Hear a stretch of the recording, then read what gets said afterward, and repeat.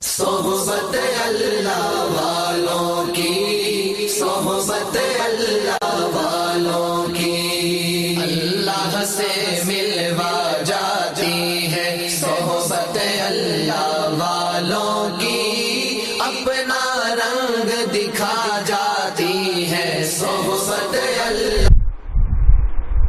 السلام علیکم ورحمۃ اللہ وبرکاتہ۔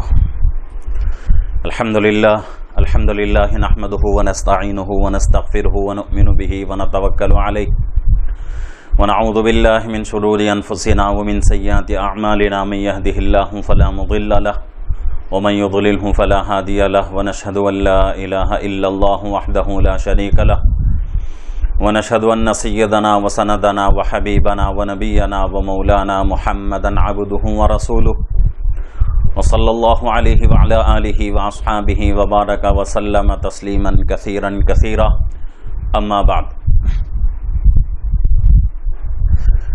محترم ناظرین،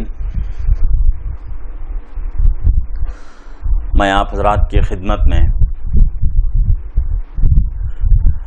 دارالعلوم دیوبند کی تاریخ پیش کرنے کے لیے حاضر ہوا ہوں۔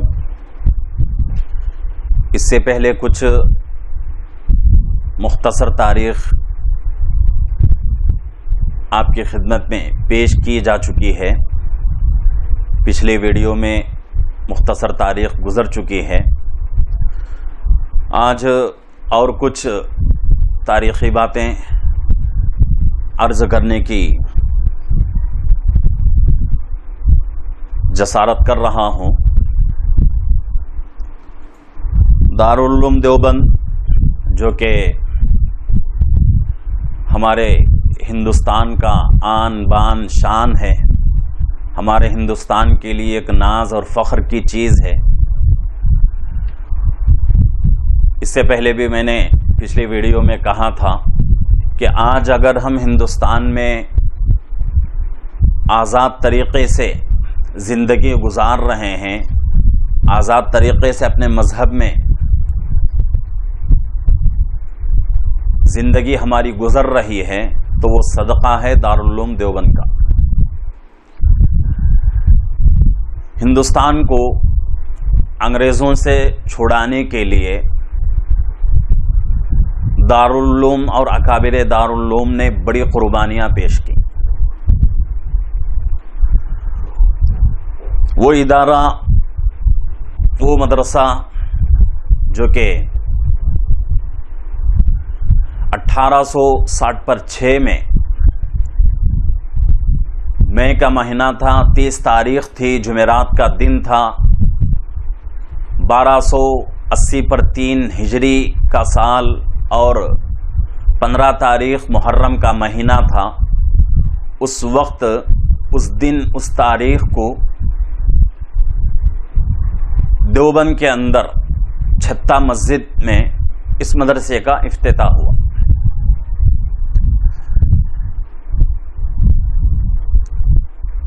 یہ ملک جس میں مغلوں کی حکومت چلتی تھی، مغل بادشاہ جو تھے اس ملک کے اوپر حکومت کرتے تھے، جب انگریز ہمارے اس ملک میں آیا، جب ہمارے اس ملک کو اس نے دیکھا، یہاں کے مال و زر کو دیکھا، یہاں کی فراوانی دیکھی، یہاں کے کثرت مال کو دیکھا، تو اس کی نیت خراب ہو گئی، اور اتنی خراب ہوئی کہ تاریخ میں لکھا ہوا ہے کہ ملک اور ملک کا تمام مال و زر اپنے ہاتھ میں لینے کے لیے انگریز نے انسانوں کی جانوں کی بلیاں دیں، اتنے مظالم ڈھائے گئے کہ اس کی کوئی حد نہیں۔ 15 اگست جو کہ اس تاریخ کو ہمارا ہندوستان آزاد ہوا تھا، اور جب غلامی میں ہمارا ملک جکڑا ہوا تھا، غلامی میں پھنسا ہوا تھا، انگریزوں کے چنگل میں، انگریزوں کے ناپاک پنجوں میں ہمارا ملک پھنسا ہوا تھا، تو اس وقت ملک کے حالات بہت ہی بد سے بدتر تھے۔ تو بڑی قربانیوں کے بعد ہمارا یہ ملک آزاد ہوا ہے۔ اسی وجہ سے ہر سال ہم 15 اگست یوم آزادی مناتے ہیں، خوشی کا اظہار کرتے ہیں کہ بھئی اس تاریخ کو ہمارا یہ ملک آزاد ہوا تھا۔ تو جب انگریز ہمارے اس ملک میں آیا تو اس نے 2 چیزوں کے اوپر محنت کی، اور یہ 2 چیزیں بڑی کامیابی اور بڑی کامرانی کی چیزیں ہیں۔ یہ 2 چیزیں ایسی ہیں کہ کوئی قوم ان 2 چیزوں کے اوپر محنت کرتی ہے کہ اس کی تقدیر پوری جو ہے بدل جاتی ہے، زمین سے وہ قوم آسمان تک چلی جاتی ہے۔ یہ 2 چیزیں، ایک ہے علم، دوسرا ہے معاشی اعتبار سے خرید و فروخت، خریدنا بیچنا، یہ جو ہے یہ 2 چیزیں ایسی ہیں کہ اس کی وجہ سے کوئی بھی قوم بہت آگے تک پہنچ سکتی ہے۔ تو انگریز جب آیا، اس کی نیتیں خراب ہوئیں، تو حضرت مولانا فضل حق خیر آبادی رحمت اللہ علیہ، جو اس وقت دہلی میں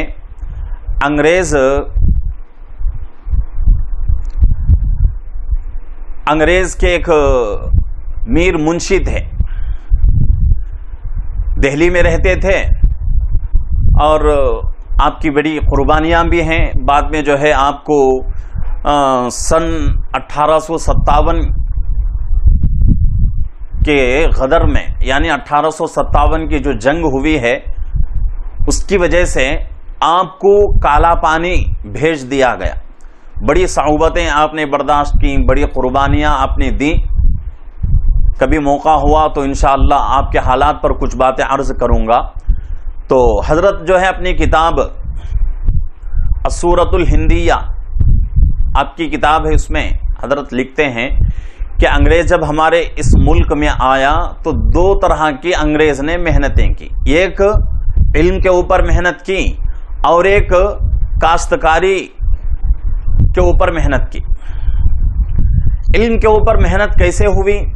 ہر دیہات میں، ہر قریے میں، بڑے شہروں کے اخیر شہروں میں جو چھوٹی چھوٹی کالونیاں ہوتی ہیں، ان کالونیوں میں، قریوں میں، دیہاتوں میں اپنا اسکول شروع کر دیا۔ اور وہ اسکول کا نظام تعلیم کیسا تھا؟ ہمارے اس وقت کے موجودہ ہندوستان کے نظام تعلیم سے ہٹ کر وہ نظام تعلیم تھا۔ اور جو بھی بچہ اس اسکول میں آتا ہے پڑھنے کے لیے، تو اس میں کوئی شک نہیں رہ جاتا کہ وہ بچہ اسلام سے نفرت اس کے دل میں بیٹھ جاتی، اور مسلمانوں سے قسم کی دشمنی، اور اس کے ساتھ ساتھ عیسائیت سے، نصرانیت سے ایک قسم کی محبت اس کے اندر پیدا ہو جاتی۔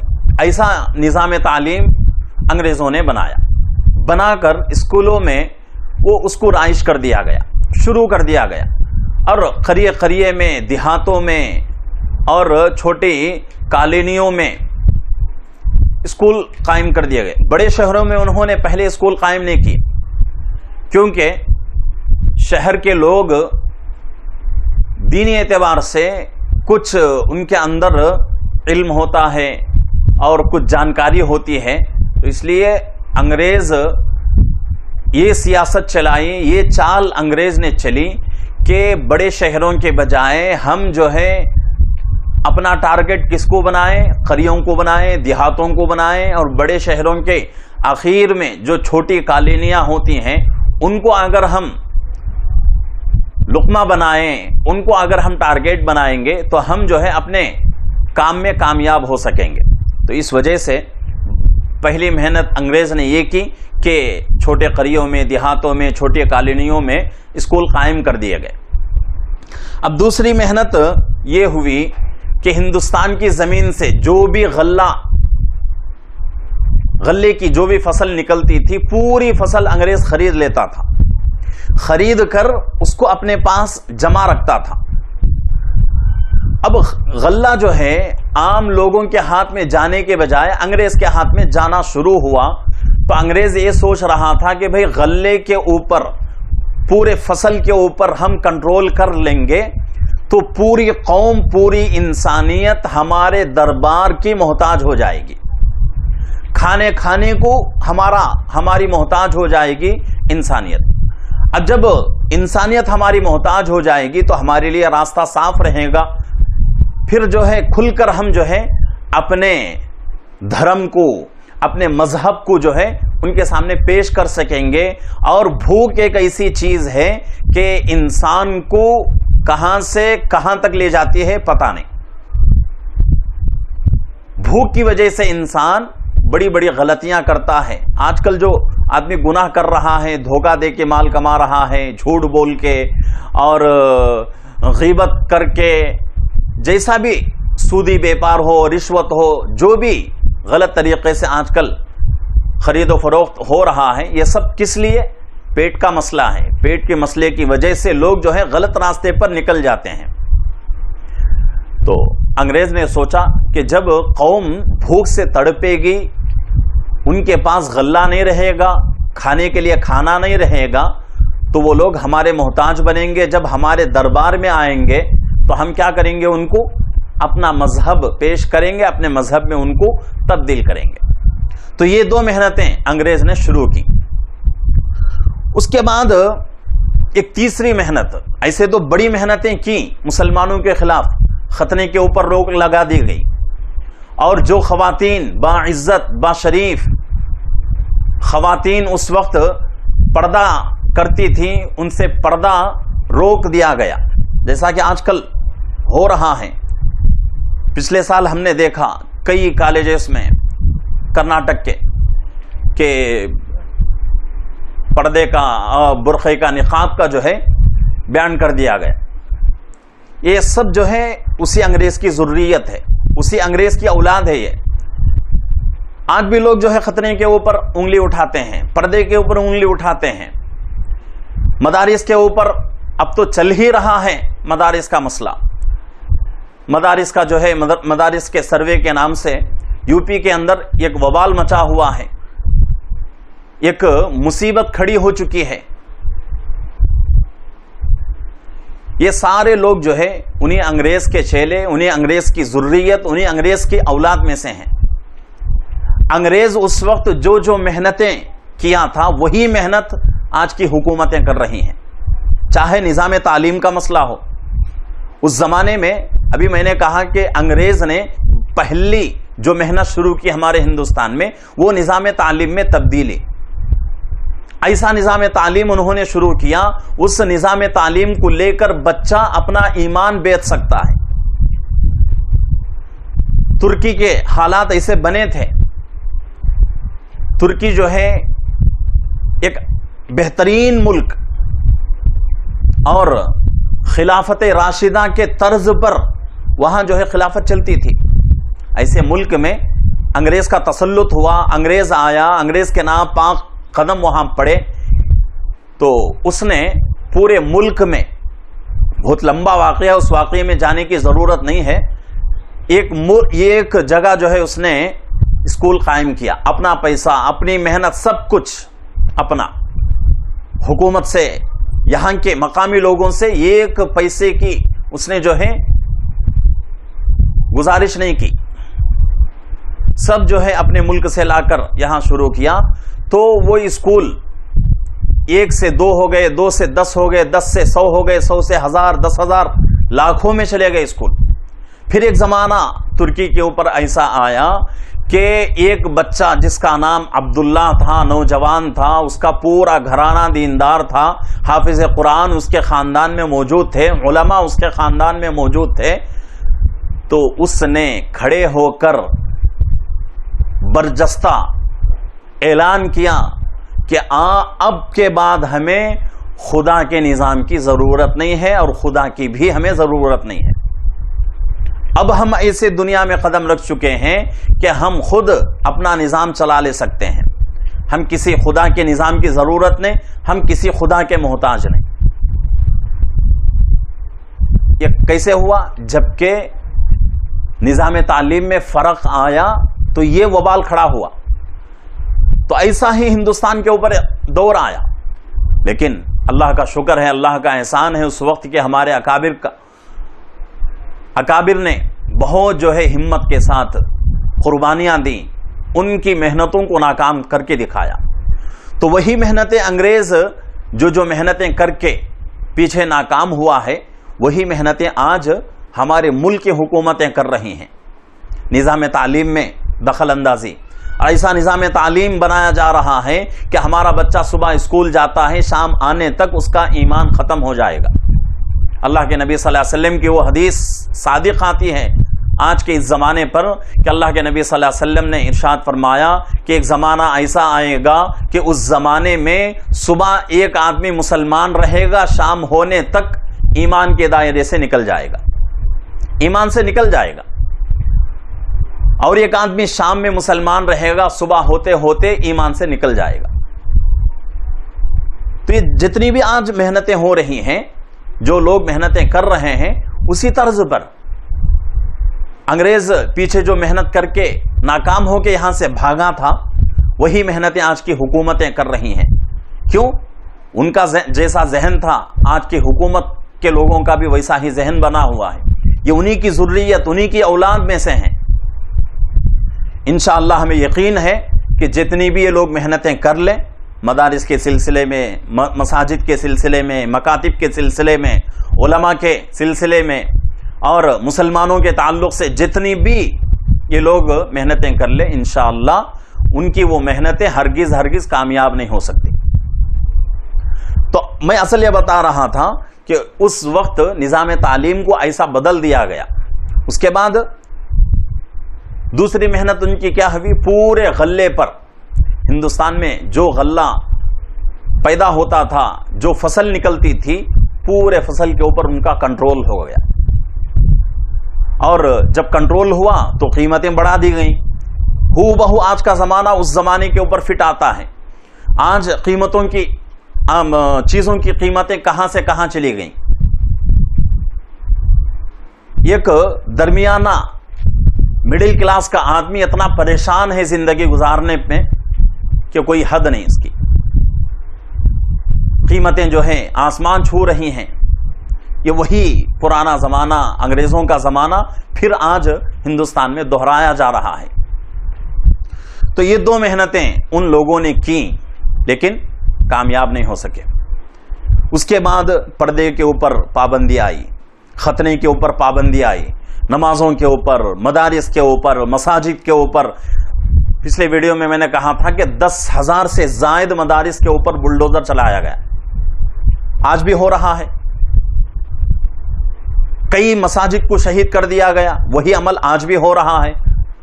کئی علماء کو پھانسی کے پھندے پر لٹکا دیا گیا، قید خانوں میں ڈال دیا گیا، وہی عمل آج کی حکومت دہرا رہی ہے۔ قریب میں کتنے علماء کو جو ہے قید کر دیا گیا۔ تو یہ سارا جو ہے پیچھے جو ہوا ہے، پیچھے انگریزوں نے جو کیا ہے، اسی نقش قدم پر آج کی حکومت چل رہی ہے۔ تو یہ محنتیں ہوئی۔ اس کے بعد ایک اور سازش رچی گئی۔ کیا؟ سپاہی جو تھے ان میں دونوں قسم کے لوگ تھے، ہندو بھی تھے اور مسلمان بھی تھے۔ ان لوگوں نے کیا کیا؟ ہندو لوگ گائے کو اپنا دیوتا مانتے ہیں اور اس کا احترام کرتے ہیں، تو اس لیے انہوں نے کیا کیا؟ ہندو لوگوں کو، ہندو جو سپاہی تھے ملٹری میں، جو لوگ ہندو تھے، ان کو گائے کی چربی زبردستی کھلانے پر اتر گئے۔ اور اس کے ساتھ ساتھ مسلمان جو ہے، سور جو ہے مسلمانوں کے نزدیک بالکل حرام، نجس العین ہے، ناپاکی میں بہت بڑی ناپاکی ہے وہ۔ وہ اس کی چربی مسلمانوں کو کھلانے پہ تیار ہو گئے. تو ہندوؤں کو گائے کی چربی اور مسلمانوں کو سور کی چربی کھلانے پر آمادہ ہو گئے اور کھلانے پر جو ہے کمر بستہ ہو گئے. تو جب یہ حالت ہوئی تو دونوں گروہوں یعنی کہ ہندو لوگ بھی اور مسلمان جو سپاہی تھے ان کے اندر اتنا غصہ بھڑکا اور اتنا جو ہے وہ لوگ ناراض ہو گئے کہ یہی سپاہی لوگ الٹے جو ہے انگریزوں کے اوپر حملہ کرنا شروع کر دیا. تو یہ حالات ہوئے. تو ان حالات سے ہمارا ملک گزر رہا تھا. ہمارے ملک کا کوئی پرسان حال نہیں. ہمارے ملک کے ڈوبی ہوئی کشتی کو کوئی پار لانے والا نہیں, کوئی یار مددگار نہیں. مدارس ڈھائے جا رہے تھے, مساجد شہید ہو رہے تھے, علماء کو پھانسی دی جا رہی تھی. جو بچے ہوئے علماء تھے, پیچھے ویڈیو میں نے عرض کر دیا ہے کہ ان کے اندر ایک فکر لاحق ہوئی, ایک تڑپ ان کے اندر آئی. اس کے بعد دارالعلوم دیوبند کی بنیاد رکھی گئی. تو یہ زمانہ آگے بڑھتا بڑھتا بڑھتا وہ وقت آیا کہ دیوبند مدرسے کی بنیاد رکھی گئی. یہ بات بھی میں نے عرض کر دی تھی کہ دیوبند کا مدرسہ جو ہے انار کے درخت کے نیچے ایک استاذ اور ایک شاگرد کے ذریعے سے, صرف دو, ایک استاذ اور ایک شاگرد, دونوں کا نام محمود, حضرت مولانا ملا محمد محمود صاحب استاذ, پہلے استاذ, اور محمود جو شاگرد تھے جن کو آج دنیا شیخ الہند کے نام سے یاد کرتی ہے, شیخ الہند حضرت مولانا محمود الحسن صاحب رحمت اللہ علیہ, یہ پہلے شاگرد تھے. تو لوگوں نے اس وقت کے اکابر نے مدرسہ شروع کر دیا. لیکن انگریز ہمارے اس ملک میں آنے سے پہلے ہمارے اس ملک میں بہت سارے مدارس چلتے تھے, اور پورے مدارس جتنے بھی تھے پورے حکومت کی امداد سے, حکومت کے پیسے سے مدارس چلتے تھے. اب انگریز آیا, انگریز آ کر اس نے محنتیں شروع کی. تو اولین کاموں میں اس نے یہ کیا کہ مدارس کا جو چندہ حکومت سے ملتا تھا, حکومت کی جو امداد مدارس کو ملتی تھی, وہ امداد اس انگریز نے ختم کر دیا. اور اس وقت بہت سارے مدارس اجڑ گئے, ویران ہو گئے. جب خرچہ نہیں آتا, پیسہ نہیں ہے, تو مدارس کیسے چلیں گے؟ ان کے لیے کھانے پینے کا انتظام پڑھنے والوں کے لیے, پڑھانے والوں کے لیے کیسے ہوگا؟ تو انگریز نے یہ کام کیا کہ حکومت سے جو پیسہ ملتا تھا, جو امداد مدارس کو ملتی تھی, وہ امداد ختم کر دی. اب پورے مدارس جو ہے ویران ہو گئے, پورے مدارس اجڑ گئے. تو اس بے سر و سامانی کے عالم میں دیوبند مدرسہ شروع کر دیا گیا. افتتاح تو ہو گیا, لیکن اب اکابر دارالعلوم کے سامنے جنہوں نے مدرسہ شروع کیا, بانیین دارالعلوم کے سامنے ایک اہم مسئلہ کھڑا تھا کہ بھئی مدرسہ تو ہم نے شروع کر دیا ہے, اس کے لیے پیسہ کیسا کریں گے؟ پیسہ کہاں سے آئے گا؟ حکومت کی امداد ختم ہو چکی, اور حکومت کی امداد لینا بھی اب جو ہے مشکل ہے اور مناسب بھی نہیں ہے. اب کیا کیا جائے؟ تو اس وقت جو اکابر موجود تھے دیوبند کے اندر, اللہ رب العزت نے ان کے اندر ایک بات ڈال دی کہ یہ ہمارا مدرسہ جو ہے حکومت کے پیسے سے نہیں چلے گا, بلکہ عوام کے چندے سے چلے گا. حکومت کا 1 روپیہ ہم نہیں لیں گے, جتنا بھی ہوگا عوام سے لیں گے, عوام دے گی, ہم جو ہے وہ پیسہ لا کر طالبان علوم نبوت کے اوپر خرچ کریں گے. تو یہ بات تو اکابر کے ذہن و دل میں پیدا ہو گئی, تمام اکابر متفق ہو گئے. لیکن اور ایک مسئلہ ان کے سامنے, چندہ کرنا ہے, لیکن چندہ کرنے کا انداز کیا؟ اس لیے کہ اس وقت تک چندے کا کوئی نظام ہی نہیں تھا ملک میں. اس سے پہلے پورے مدارس, تقریباً پورے مدارس حکومت کے پیسوں سے چلتے تھے. لکھا ہوا ہے تاریخ میں کہ ہمارے ہندوستان کا واحد پہلا مدرسہ دارالعلوم دیوبند کا کہ وہ مدرسہ جو ہے صرف اور صرف خالص مسلمانوں اور دوسرے لوگوں کے چندے سے شروع ہوا اور اسی سے آج تک الحمدللہ چل رہا ہے. تو چندے کی شکل تو آئی، لیکن چندہ کیسے وصول کیا جائے یہ بھی ایک بہت بڑا مسئلہ تھا. تو اسی فکر میں اکابر مبتلا تھے، اسی فکر میں منہمک تھے کہ اچانک ایک دن اشراق کے وقت حضرت حاجی عابد صاحب رحمت اللہ علیہ جو بانیین دارالعلوم میں سے ہیں اور اس وقت بہت بڑے اللہ والے مانے جاتے تھے دیوبند کے اندر، تو حضرت نے کیا کیا، ایک سفید رومال اشراق کے وقت لا کر اس کی جھولی بنائی. جھولی بنا کر سب سے پہلے 3 روپیہ اپنے طرف سے چندہ دیا. کون ہے چندہ دینے والے؟ مدرسے کے بانیین میں سے ان کا شمار ہے حضرت حاجی عابد صاحب رحمت اللہ علیہ. سفید رومال کی جھولی بنائی اور اس میں اپنے طرف سے 3 روپیہ چندے کے ڈال دیے. اس کے بعد حضرت حاجی عابد صاحب رحمت اللہ علیہ آگے جانا شروع کیے. لکھا ہے تاریخ میں کہ اس کے بعد اکیلے حضرت مولوی مہتاب علی صاحب رحمت اللہ علیہ کے پاس گئے اور ان سے چندے کی اپیل کی. تو ان کے ذریعے سے جو دارالعلوم کو چندہ ملا اس کی مقدار، اس کی تعداد 6 روپیے لکھی گئی ہے.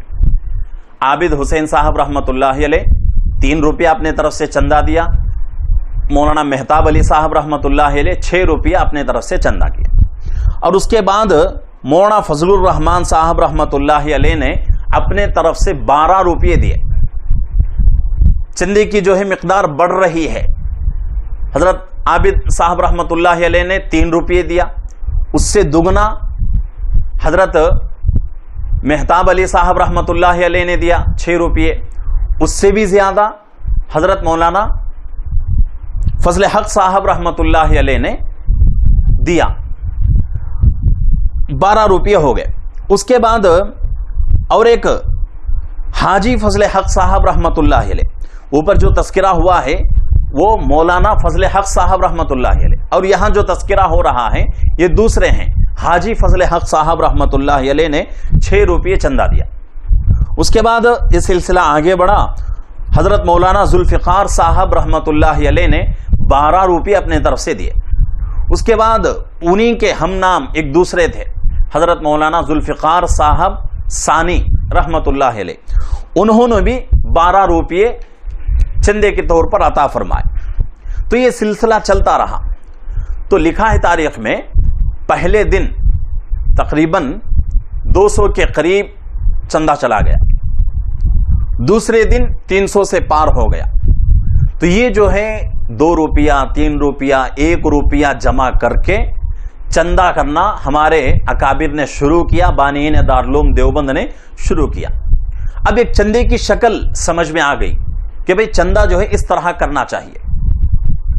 اب مسئلہ تھا اکابر کے سامنے کہ جو استاذ مدرسے میں بیٹھ کر پڑھا رہے ہیں ان کی تنخواہ کا، کیونکہ جو آدمی اپنا وقت دے رہا ہے چاہے دین کے لیے ہی کیوں نہ ہو، اس کے بھی کچھ گھر کی ضروریات ہوتی ہیں، ان کو بھی پورا کرنا ہے. کیسے پورا کرے گا آدمی؟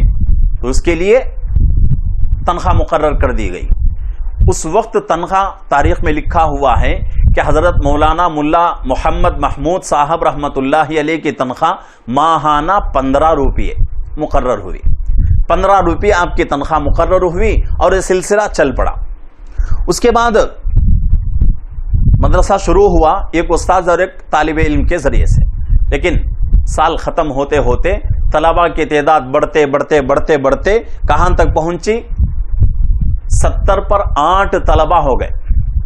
صرف پہلے سال میں ہی 70 پر 8 طلباء ہو گئے. اور اس کے بعد حضرت مولانا ملا محمود صاحب رحمت اللہ علیہ کو چھوڑ کر 4 اساتذہ کو زیادہ کر دیا گیا. یعنی کل ملا کر 5 اساتذہ ہو گئے اور 70 پر 8 طلبہ ہو گئے۔ جب یہ مدرسہ شروع ہوا دیوبند میں تو کچھ لوگ یہ کہہ رہے تھے کہ بھئی مدرسہ شروع کر رہے ہیں، بچے کہاں سے آئیں گے، اور وہ بھی عربی کیسے پڑھیں گے، آ کر عربی پڑھنے والے بچے کہاں سے ملیں گے، اور جب ملیں گے بھی تو یہاں انتظامات کیسے ہوں گے، ان کے رہنے سہنے کا کیسا انتظام، کھانے پینے کا کیسا انتظام، کہاں سے یہ ساری باتیں جو ہے ناممکنات میں سے ہیں، مشکل ہیں۔ بہت سارے لوگوں نے کہا، اعتراضاً نہیں، اعتراضی طور پہ نہیں کہا، بلکہ ان کے سامنے شکل ایسی ہی تھی، حالات ویسے ہی تھے، تو حالات کے بنا پر لوگوں نے یہ باتیں کی۔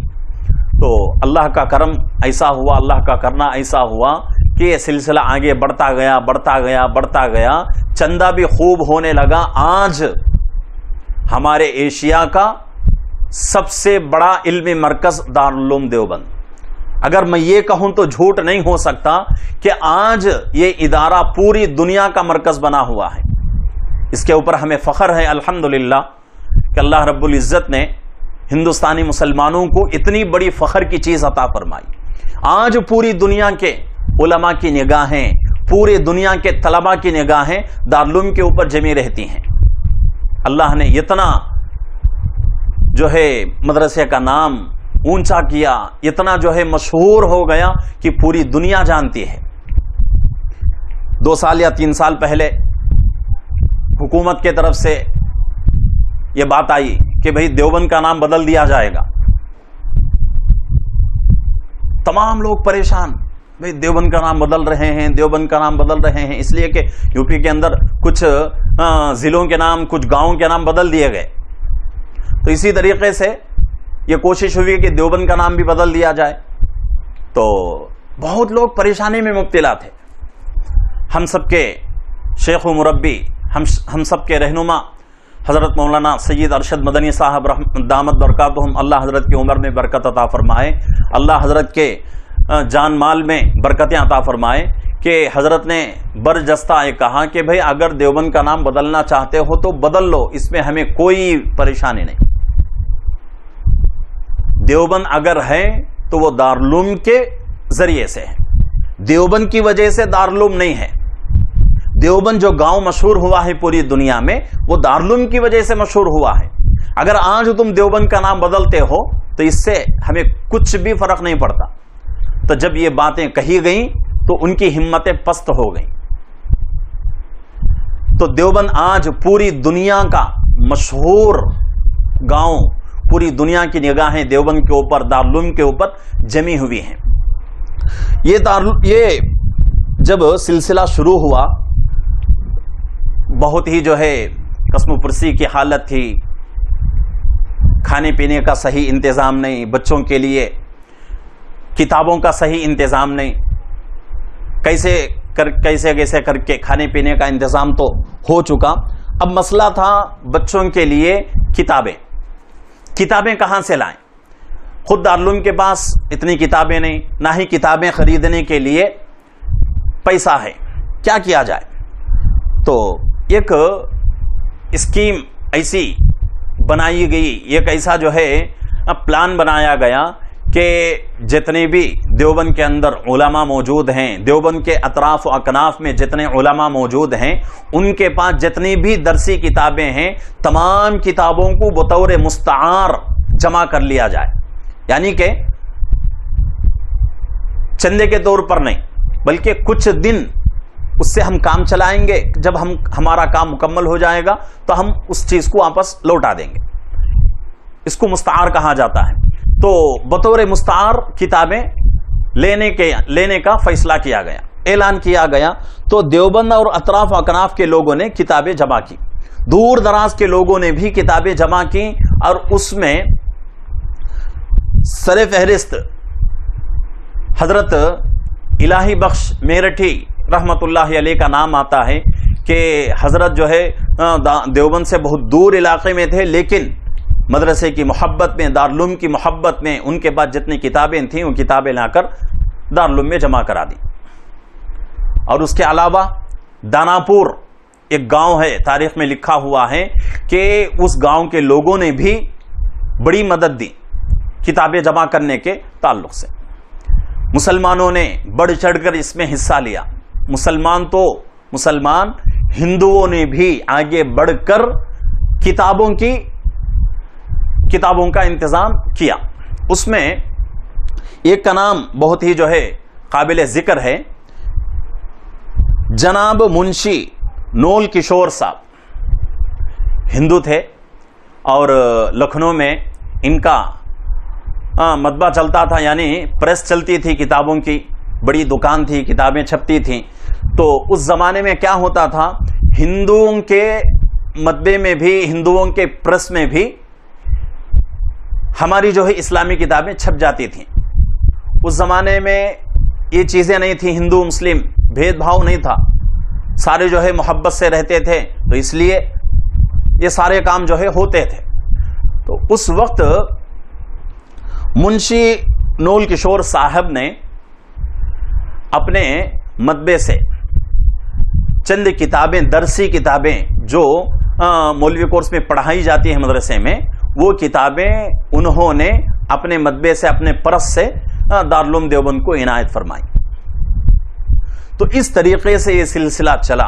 اس کے بعد تاریخ میں لکھا ہے، خصوصاً ہندوؤں میں ان کا نام جناب منشی نول کشور صاحب اور مسلمانوں میں جناب عبد الرحمن خان صاحب، ان کا بھی جو ہے کانپور میں ایک پرس تھا اور نول کشور صاحب کا لکھنؤ میں ایک پرس تھا. جب تک بھی یہ باحیات تھے اس وقت تک بھی دونوں ہم جب بھی کتابیں چھپتی تھیں فوراً دارالعلوم کو کتابیں مہیا کرتے تھے. اب جب اس کے بعد کتابوں کا انتظام ہو گیا، اچھی خاصی جو ہے کتابوں کی تعداد ہو گئی دارالعلوم میں، تو اس کے بعد دارالعلوم کے جو اکابر ہیں انہوں نے کیا کیا، جو کتابیں بطور مستعار پڑھنے کے لیے جن علماء سے لی تھیں وہ تمام کتابیں واپس کر دی گئیں. تو یہ جو ہے ہمارے ازہر ہند دارالعلوم دیوبند کی تاریخ ہے، اور بھی بہت بڑی لمبی تاریخ ہے. اگر بیان کرنے بیٹھا جائے تو کئی مہینے لگ جائیں گے دارالعلوم کی تاریخ کو بیان کرنے میں. اور یہ تاریخ میں جو بیان کر رہا ہوں آپ کے سامنے، مخصوص باتیں بہت ہی جو ہے چن کر، بہت ہی جو ہے انتخاب کر کے ان باتوں کا میں آپ سے تذکرہ کر رہا ہوں. اور وجہ اس کی یہ ہے کہ لوگ سمجھیں کہ دارالعلوم کیا ہے. آج کل لوگ جو ہے بہت ہی آسان سے کہہ دیتے ہیں کہ بھئی دنیا پوری دارالعلوم دارالعلوم دارالعلوم کہتے رہتی ہے. دارالعلوم سے فائدہ کیا ہو رہا ہے؟ دارالعلوم کیا دے رہا ہے دنیا کو؟ تو ان سے میں یہ کہنا چاہتا ہوں کہ بھئی آپ جو سوال کرتے ہو دارالعلوم دنیا کو کیا دے رہا ہے، کیا دیا، اس سوال کو پلٹ کر ایسا بناؤ کہ دارالعلوم نے دنیا کو کیا نہیں دیا، دارالعلوم نے امت کو کیا نہیں دیا.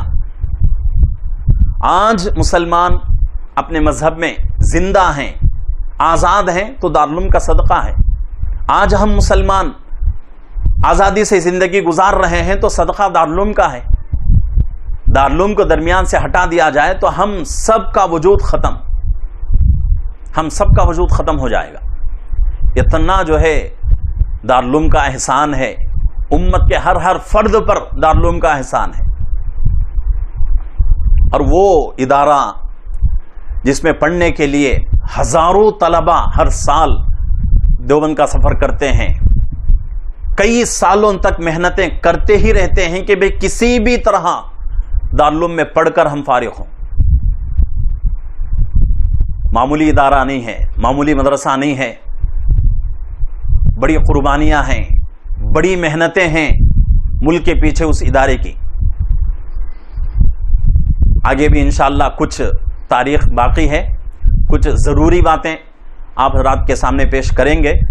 اللہ رب العزت سے دعا ہے کہ اللہ رب العزت ہمارے ازہر ہند دارالعلوم دیوبند کے عزت میں اور اضافہ فرمائے اور اس ادارے کو قیامت کے صبح تک پھلتا پھولتا رکھے اور ہرا بھرا رہے وہ ادارہ، اور اس ادارے سے پوری امت فیضیاب ہوتی رہے. اللہ سے ہم یہی دعا کرتے ہیں. اور کوشش بھی یہی ہونی چاہیے جتنا ہو سکے ہم دارالعلوم کے ساتھ کھڑے رہیں، یہی ہمارا اولین فرض ہے۔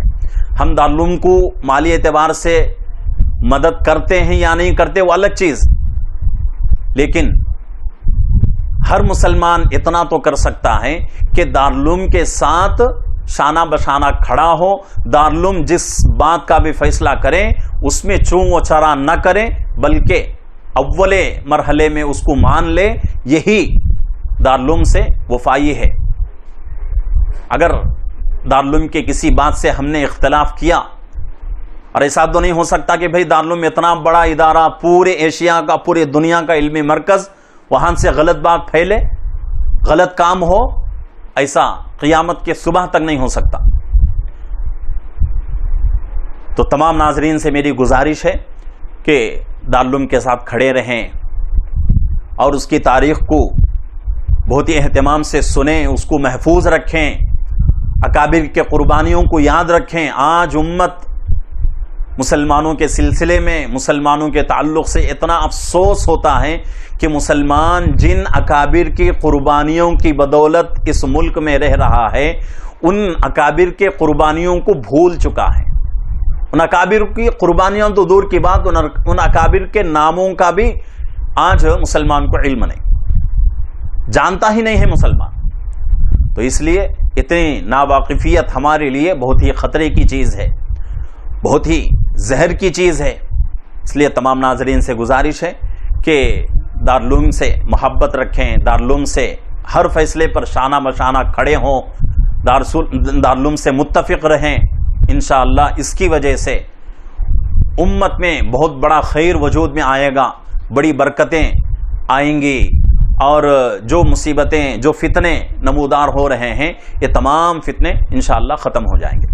ناظرین سے گزارش ہے کہ ہمارے چینل کو لائک کریں، شیئر کریں، سبسکرائب کریں، ہمارے چینل کے ساتھ جڑے رہیں، اور ہمارے چینل کو جتنا ہو سکے دوسروں سے شیئر کرتے جائیں، دوسروں کو ہمارے چینل میں داخل کرتے جائیں، شریک کرتے جائیں۔ اس سے انشاءاللہ آپ کا بھی فائدہ ہوگا، ان کا بھی فائدہ ہوگا۔